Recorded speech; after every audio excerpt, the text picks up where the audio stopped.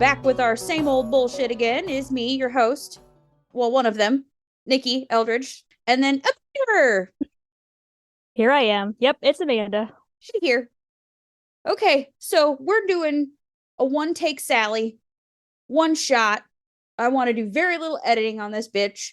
So we're gonna get her in, we're gonna get her done, and we're gonna get out of here because I has the no brain cells today.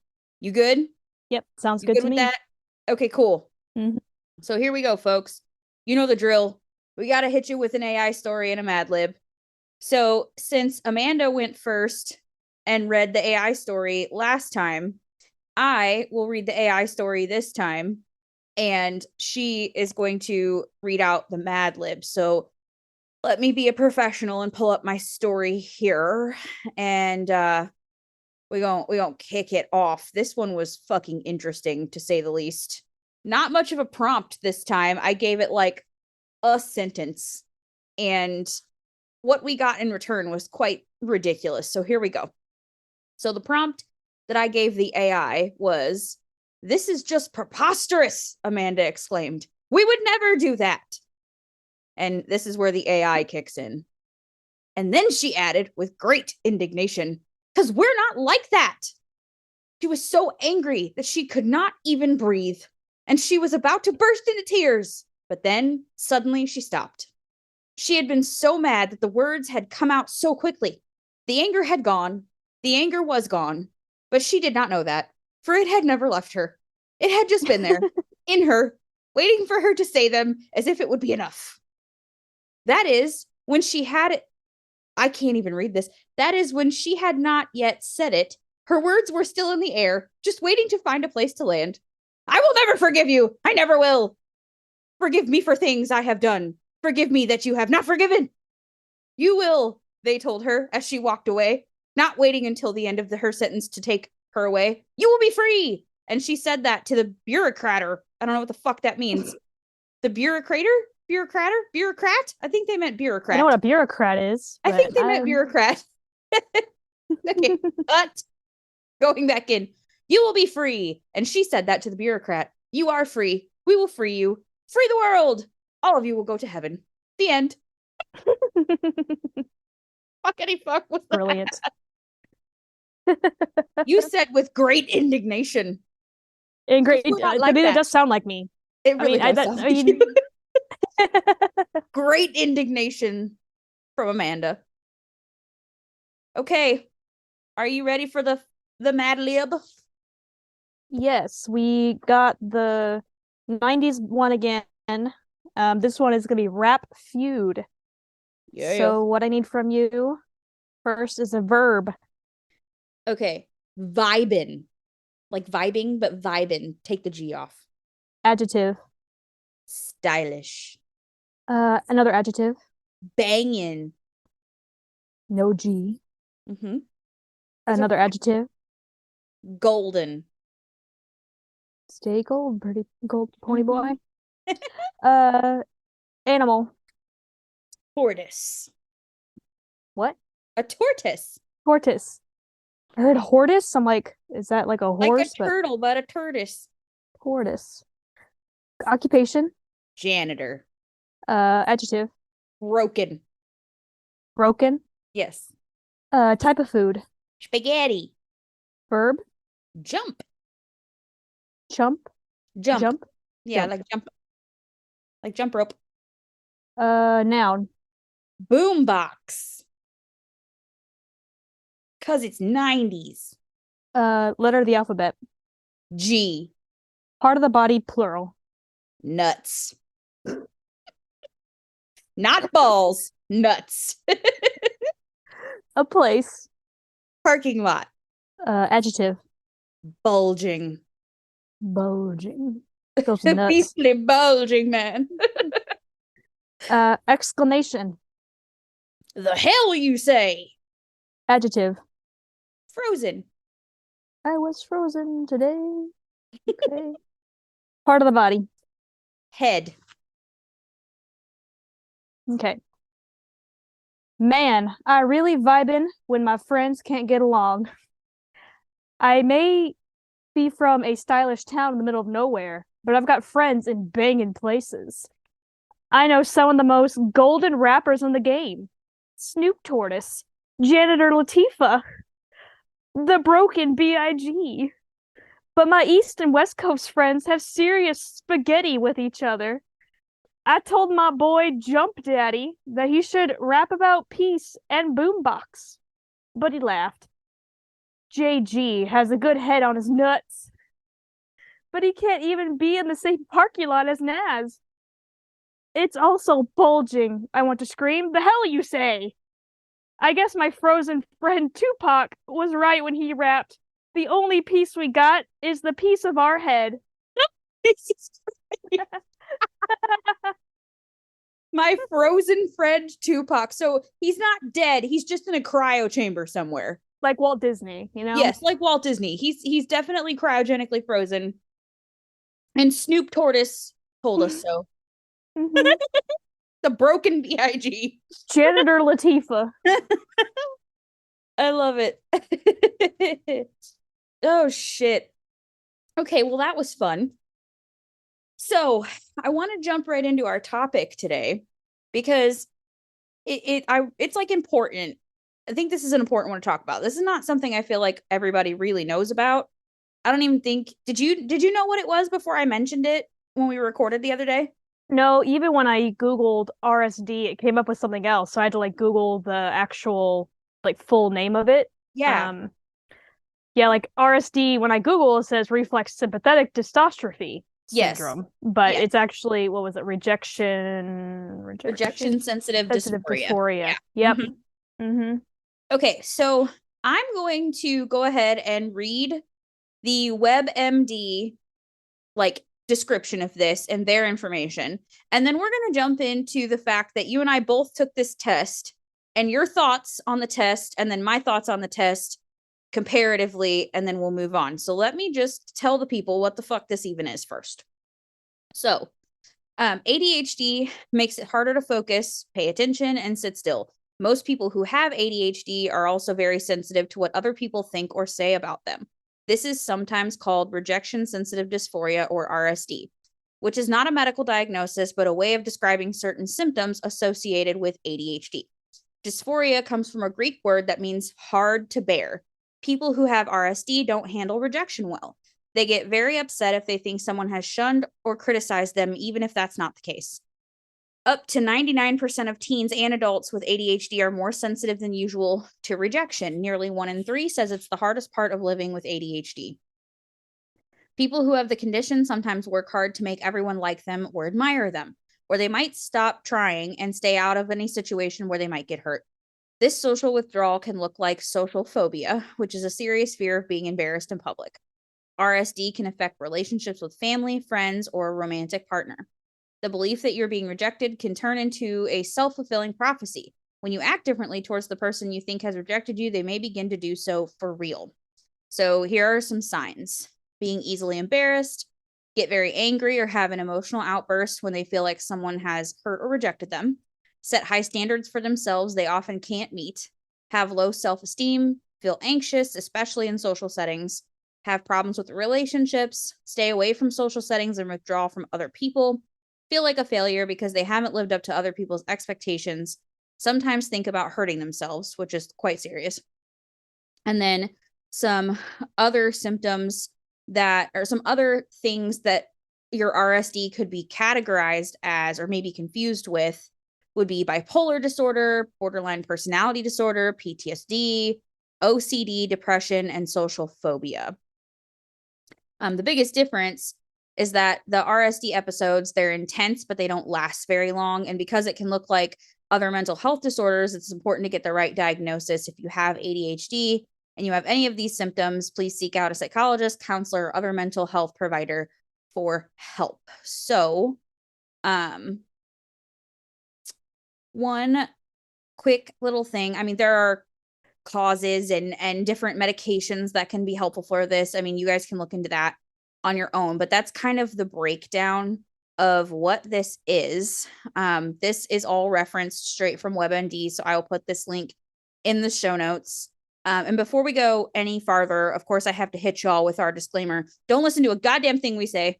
Okay. Even if we're reading it straight off of WebMD, please do not take our words as medical advice. Please seek out a proper provider if you feel like you have any of these things. Do not simply diagnose yourself from what we're telling you. Please seek out your own information, such and such. We are not doctors. Yeah, we don't know what the hell we're doing. No, we don't So know what the hell we're doing. We're just ridiculous and we're just talking about things on a show. So, okay. So there was a test, and we'll link that as well, that was on attitudemagazine.com. And I took it and you took it. But because this was something that I like really wanted you to dig into, I want you to go first and tell me like what your thoughts were about the questions, what your score was, what your thoughts are on RSD. Hit it. okay. So like we said, I hadn't heard of it until Nikki brought it up last episode. Looking through, I just kind of Googled rejection, sensitive dysphoria test. And that's where I found it on Attitude, and that's like ADD etude, inside the ADHD mind.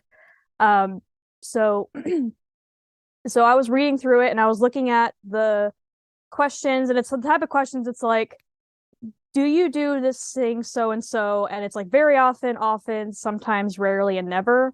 And usually when I take these kind of tests, I usually downplay what, like, I don't really go into hyperbole when I answer these kind of questions. Like I usually, even if something happens to me like all the time, I'll usually put, yeah, it happens often. Or if it happens often, I'll put, yeah, it happens sometimes. So this one, I even told Nikki after I took it, I was like, I feel blatantly called out because I had to put very often in probably most of these. Some of them, there was like a couple that I didn't really, I either put sometimes or rarely because they didn't just apply to me. But like people pleaser, yes, I am such a people pleaser. Like I'm afraid to fail. Like, so I feel like I try to be as ambitious because if I try something and I'm not good at it right away, and that makes me upset. So I'm afraid to fail that. I've always been called like overly sensitive my entire life. Because I cry very easily, even though a lot of people think that I'm kind of like a stone cold bitch and they're sometimes scared of me. So I took the test, and at the end, I have a screenshot that I sent to Nikki. It was a score of 60. I scored 54. 54, and it says the higher the point total, the greater the likelihood that you show signs of rejection sensitive dysphoria. And I was like, well, that's rude. Wasn't expecting that. I guess when you answer very often or often on a test, that's the kind of thing you'll get. So I'm always like one of them especially, I just kind of scrolled through. It said, do you assume the worst in commonplace interactions, worrying you will be fired every time your boss calls you into her office, for instance? Like my boss or my boss's boss has to specifically tell me, like if she messages me to like come to her office, she knows to tell me you are not in trouble, because especially my heart will be palpitating until I get into her office. And I've always, even like when I was a kid, like even now, like anytime there's a movie or something where someone is rejected or abandoned, even though I personally haven't been like, I still have two very loving parents. Like I've never, like I have great friends, but like, even though I've never been like outwardly abandoned, like overtly, I just have such a fear of abandonment and rejection. Like, and probably that sort of thing in movies makes me cry the most. And so this test called me out so very much. I don't appreciate it, but it also makes sense. So that's really my sort of opinion on it. Gotcha. Yeah. So do you feel, so obviously like the workplace thing you mentioned was like your boss has to tell you you're not in trouble, which I get that. What's another one that like jumped straight out at you that you're like, oh fuck, yeah, that's me? Like, is there another question on there that you're like, yeah, that's me? Let's see. The one when we talked about last time, how I kind of give like 97% of myself to even like my very close friends. And then this question pops up. Do you shy away from close friendship or romantic relationships because you worry that if people know the real you, they won't like you. And so that really jumped out at me. I was Um, wondering because that's literally why I figured you had this. Like other than like the general like me knowing you as a person, like this whole thing where you're like scared that even the people that are closest to you will leave you if they find out who you really are, like that deep-seated fear that makes no sense. But like you said, like you have loving parents, no one's ever abandoned, like you don't have abandonment issues from your parents, like there's not that stuff going on, but you still have this like fear. And so it just made me think like, holy shit, I wonder if she has this. And then I just feel like this is something very heavily misdiagnosed because it's not necessarily a medical diagnosis. It's like something that gets overlooked. And it is sort of similar, like WebMD was saying, to a lot of those other things. So you think, oh, it's just my anxiety, or oh, it's just, ADHD, or oh, it's probably my depression that makes me think this way. When really it's this whole other separate thing going on. Do you have any other thoughts about this? Like things you can think back on in your life and go, yeah, I see that playing out quite like now that you know what it is. Like, can you look back and see some things that have played out that you're like, oh, yeah, for sure? well, like I said, the whole work thing, not being able, like thinking I can't give my all to friendships. But even like I was bullied as a kid. I think a lot of people can say that, but like even like people who I thought were my friends bullied me, and I just went along with it because if I didn't, then I wouldn't have any friends at all, right? Like I remember there's a time I went to a sleepover. I was probably, I want to say 10 or 11. I was fourth or fifth grade. Went to a sleepover with some friends from school, and they gave me what they called sugar pills, that made them hyper, and they gave me pills. And they were giggling and everything, and they gave it to me. Turns out it was a laxative. And they gave me a laxative, but I didn't want to take the pill because I didn't know what it was. But they gave me a laxative that they found in like their parents' medicine cabinet. And I went along with it because I wanted to, you know, fit in with my friends. And like I've had, quote unquote friends like crumble dirt on me and everything. And like I went to someone's house and they were like building a pool. And so they had like mounds of dirt. And I remember I just remember going up to like, trying to hang out with them, and they like threw clumps of dirt at me, and I didn't say anything because it's like, well, if I say something, then I'm gonna have no friends in this neighborhood. So yeah, so that's pretty much like my whole childhood was like, well, if I speak up and defend myself, then I'll have no friends at all. Was So that Rachel? Did that bitch throw dirt at you? yeah, and Landon. Anyway, that makes me want to punch her in the titty. Just saying. Like, how dare you be a disrespectful little shit as a child? Well, she was a disrespectful little shit as an adult, so it makes sense. She didn't learn much. Holding grudges. I wonder if that's something that has anything to do with being neurodivergent. Not letting things go. Because that bitch can fuck off, and as far as I'm concerned. But anyway, I digress. Yeah, I didn't know the laxative story. I don't think you've ever told me that before. I haven't told anyone. I don't think my mom knows. Like I just honestly, and I probably didn't think about it until I was older. Like Yeah. I thought I was just having stomach issues, and then I realized they gave me a laxative. They didn't give me a sugar pill. It was a laxative because no one else had issues. So they just pretended to think that it was like a pill that made them happy. Like, oh, it's happy pills, it's sugar pills. It's awful. What little asshole children? Kids are Mm-hmm. fucking mean, man. Mm-hmm. Ugh, I hate that for you. I'm sorry. So what was your like your score? You said you took the test as well. Okay, so I'm gonna preface this by saying, had I taken this probably like 2 years, 3 years ago, I probably would have scored much higher. But because I've done so much fucking therapy and so much shit, and I've gone through a lot of my trauma and processed it, I feel like that sort of affected my score because the way I was answering things was like I was thinking, well, I used to, or I did more before, but not so much now. So I tried to answer it like as honestly as possible for my current situation, but like I got a 36 out of 60. So not nothing, but not quite scoring for this because I think when I looked, it was like 45 to 60 was like, you probably have this.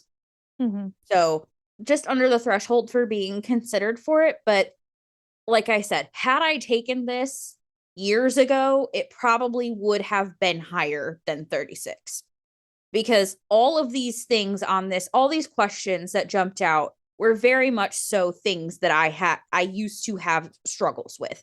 Like, for example, the first one, the intense bouts of rage when your feelings are hurt, like rarely anymore. But when I tell you, like, you would see me scream and yell and kick and scream before you would ever see me cry years ago. Like if someone hurt my feeling, well, I mean, you just witnessed it right there. I just called that little girl bitch. But like I do you know what I mean? Like I get mad first and sad second. And so like rarely does that happen anymore, but I mean, still kind of yes. You know what I mean? Like still kind of yes.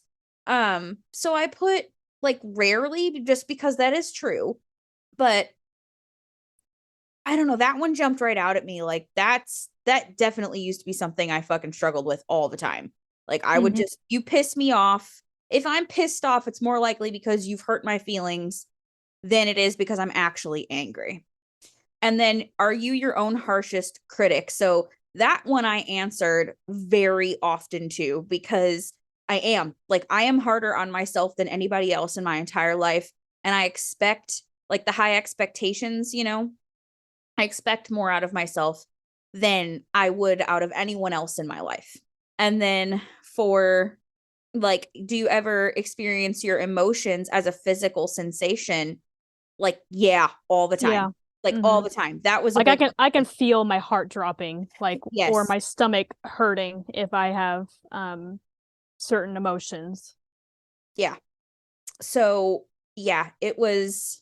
And then before you were diagnosed with ADHD, were you told you might have a mood disorder or a borderline character disorder? So I put rarely for that. But honestly, the more I think about that, that would probably include depression and anxiety for a mood disorder. And Yeah. yes, I was diagnosed with depression and anxiety long before I was ever diagnosed with ADHD. So it makes sense. And then shying away from close friendships or relationships. Again, I answered rarely to that because I don't anymore. But I used to quite often be scared, like especially in my marriage. Like I was scared to 100% trust that person and be myself because I was worried that if they saw who I really was, they would leave, right? And so like obviously that hasn't happened. My husband's a wonderful person and he's still around and I am 100% like open and honest and myself around him now. But when we were first together, I was whatever I thought he wanted me to be, right? So that he would stay. And Mhm. same thing with friendships, like we've talked about. You just kind of morph to fit whatever your friend group is doing so that you'll keep the friends, even if you don't want to do it. Like you didn't want to take those laxatives.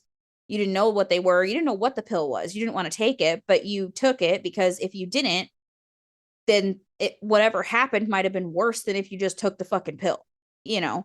And so, but that's kind of the scary part of this. If you want to get into that, like, that's kind of scary because who fucking knows what that could have been?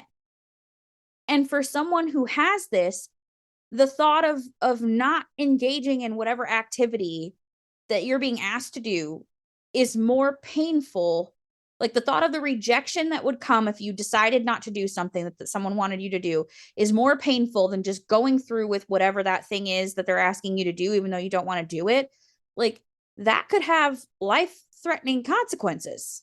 Like, what if that was like some sort of mental health disorder medication that they thought was a laxative, or it was some pill that you had an allergic reaction to. Like, that could have caused major problems for you, you know? And so I think that's something to think about, like how that could be quite dangerous if this is not something that people are aware of. I don't know. I think this is kind of this is an interesting topic, but it's more of a shorter topic just because, I It's a mean, niche. It's like a specific symptom of yeah. And so, and again, like we talked about, it can look like a lot of other things, but I think this is really interesting because this is a newer, it's a newer thing. I don't think it's been, like it said, it's not even in like the, what do they call that fucking thing? DSM. Yeah, that. I don't even think it's in the DSM because it's not technically a medical diagnosis, I don't think. But it is a facet of having ADHD that is now more so looked for than ever before. And it's very helpful because once you understand that you have something like this, it not only helps the person, like we talked about the other day, like labels are important, right? In this community, labels are important. They're life changing. I was gonna say, I was thinking about that earlier, not this morning, but like the other day. I was thinking we were talking about labels and how you have people that think labels, it's like, well, you focus too much on labels. You're just you. Just don't, you're not a label. It's like, yes, I'm not a label, but labels help me understand who I am as a person. Like, because yeah, I don't want to just be like, oh, you're the girl with like ADHD or the girl with, like I said, not formally diagnosed with ADHD or autism. It's just something I highly suspect I have. But it's like, oh, I don't want to. It's like, yeah, you're just focused on, like, ever since you got that diagnosis or ever since you thought you've had it, that's all you focus on. Like, that's your label. But I'm like, yeah, but that also makes me realize, holy shit, I actually have something that, like, not necessarily wrong with me, but it's like it makes sense. Like Right. I have this knowing, like it's almost like I feel more free about it. Like it's like, yeah, like the whole picky eater thing. Like, yeah, I'm a picky eater, but it's like because of this reason, like Right. that sort of thing. It helps you to understand that you're not just like somehow making these choices just to be a difficult person or just to be different or whatever. Like, you're not choosing any of this. It just is your biology, right? Like, it just is who you are. No different than someone who is, in the LGBTQ community. Like, they didn't choose to love who they love, right? They didn't choose Right. to express the way they express. That just is who they are. And the label to them matters, right? Mm-hmm. It does. Or the fact that they're removing a label from themselves matters. But in this community specifically, it is so important to have the correct labels. Mm-hmm. If you're diagnosed bipolar and you're being treated for bipolar disorder and it's not working or your meds aren't working or whatever, like you're having problems, maybe it's not bipolar. Like, maybe this is something you could bring to your doctor and say, listen, maybe it's not this, maybe it's more so like this, maybe it's this RSD, maybe I have ADHD. Like, you can advocate for yourself when you know that these things exist, when you know that these labels exist. And keeping a label out of it doesn't help anybody in this community, in my personal opinion. It just doesn't. It's kind of like when if you feel sick, say you feel sick for a long time, and it takes you a while to go to the doctor. You go to the doctor, you find out, oh, you have like, say, like stage 1 cancer, whatever it is.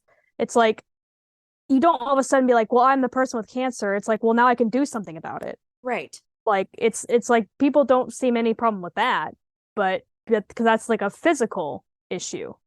Whereas like anytime you get to mental health, it's like, well, like people like with depression, people with depression, others always say, well, if you just went outside more, well, just exercise, you'll get the dopamine that you're supposed to have. Like, oh, okay, I didn't realize that's how that's supposed to work. Right. Like, holy shit, you just fixed my whole life. Thank you. Thank If you. You all should I be a had to do was therapist. exercise, what do I need medication for? What do I need a doctor for? If exercise fixes my entire, if exercise and vitamin D fixes my entire life, thank you. Like, thank Yeah. you for that. Right. Like, you're so fucking helpful. Except for, here's the problem.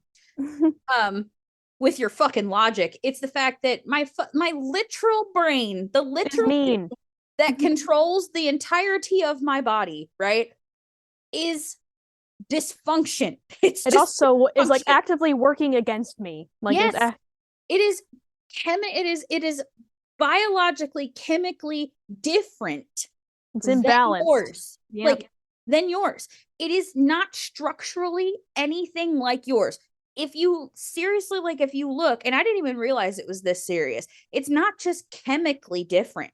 If you look at a brain scan of a 100% neurotypical human, never had any issues, never been diagnosed with any mental health problems whatsoever, and you look at their brain and someone who's neurodivergent, whether that be ADHD, especially autism, PTSD, those things physically change the structure of your brain. They don't look the same. Like medically on a scan, you can tell areas of the brain that are affected and which ones are not. And I didn't know that until recently. Like you can physically see it. It's not just down to your chemical makeup, it's the physical fucking structure of your brain and which parts of your brain you have access to and when. Also, like Mm-hmm. our our sympathetic and parasympathetic nervous systems function differently than someone who does not have a words hard a neurodivergent brain, right? Like it's just different. It's all different. And if we fucking chose this shit, if this was as simple as making different choices in our lives, nobody would have this problem. Do you know what I mean? Like there wouldn't be a need for a fucking diagnosis. There wouldn't be a need for any of that shit because if one thing fixed it or two things fixed it or all you need to do is whatever, then like then there's no disease. There's no disability. There's no, do you get what I'm saying? Like that's just Right. stupid. That's just so stupid. Like well, if you, there's so many people now, like, well, we didn't have that shit when I was growing up. You just got your ass beat and did what you're fucking told. Yeah, well, how did that work out for you, bud? Like, how did that work out for you? And newsflash, by the way, if I have it, you probably do too. One of my parents do because this shit is genetic, right? Mm-hmm. It's genetic. I don't know. Like, my mom might have something, but my dad. We've had this conversation a million times. Like, he is 100% on the spectrum or ADHD or fucking both. That's where I got it from, right? Like, that's where I got it from.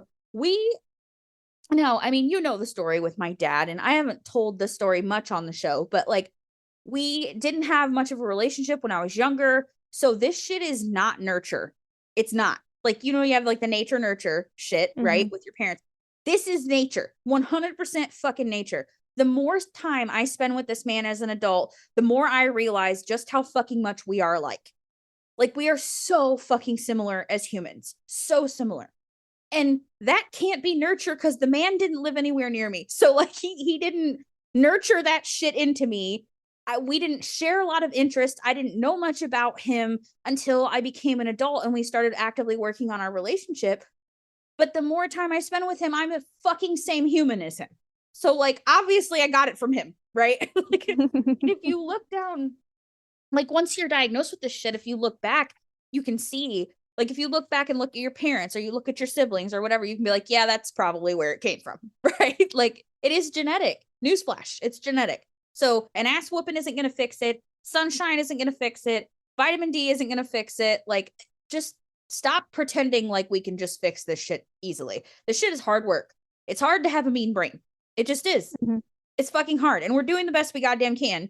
And if a label helps us to get whatever help or resources or understanding we need to move through this world, then fucking back off and let us have our label, you know?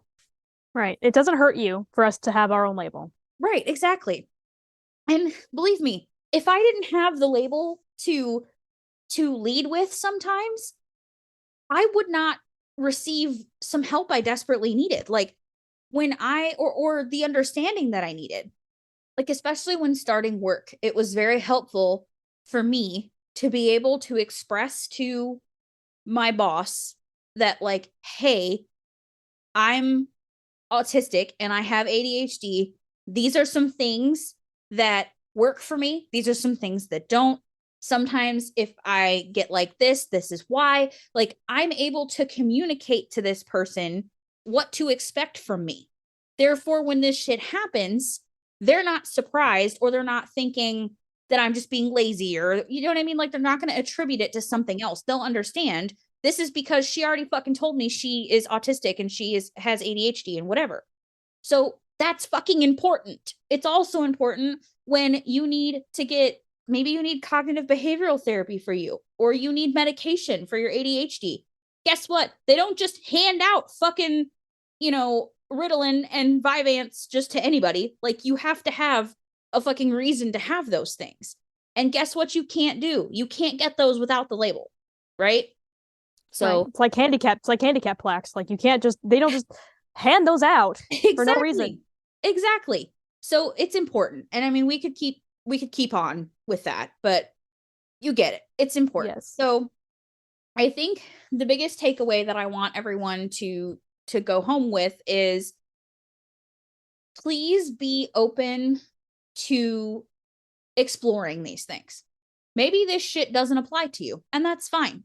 It doesn't apply. Like, to me, you took the test, you were like, basically 60 points. I get it, right? Like, I get it, called out. I took it, it was 36. Okay, so I don't struggle with that as much.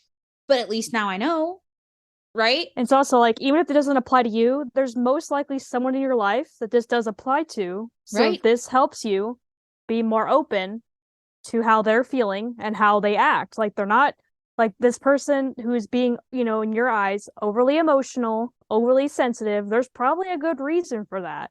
Right. And, like, they're not doing it. Most people aren't doing it to be difficult.